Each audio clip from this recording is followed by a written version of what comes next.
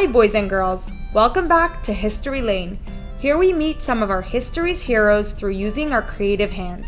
Today we meet Noah. As he was the first one in history to witness a rainbow, we are going to do a rainbow rain science experiment. Here are the supplies that we will need. A large bottle or vase filled 3/4 with water,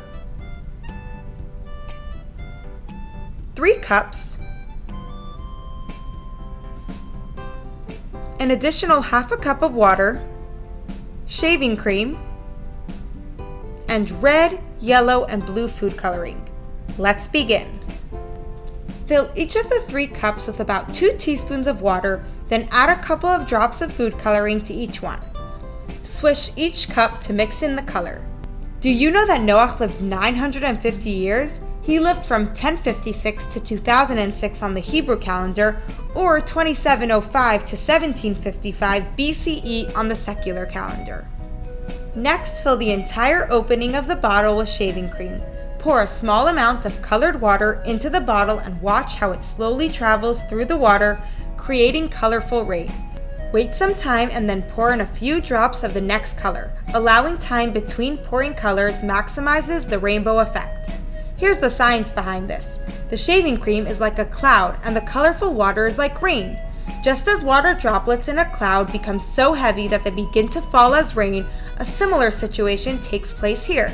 The colorful water is heavier than the fluffy shaving cream, causing it to drop down through the clear water. Enjoy watching your rainbow rain, and if you want, empty the container and do it again. Noach was the only one in his generation to follow Hashem, God. The rest of society, which was immoral and evil, was destroyed by a great flood, while Noach and his family found refuge in the Teivah, the ark, until the flood was over. Afterward, a rainbow appeared in the sky, a sign of Hashem's promise to never again destroy the world. Noach mirrored the qualities of Tzadikim, righteous people, a future generation such as Avraham. Just like Avraham stood up against the entire world in his belief in one God, so did Noach stand up against his whole generation, refusing to be dragged into their immoral ways.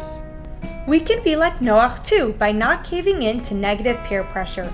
For example, if some classmates decide it would be funny to draw pictures on the bathroom walls, you can choose not to join them, knowing that ruining someone else's property is not right. It may feel unpopular, but you can know that you are choosing what's right. What is a motto to keep in mind that can help you stand up to negative peer pressure? If you've enjoyed this video, please give it a like and subscribe to our YouTube channel. We hope to see you back again next week. Bye!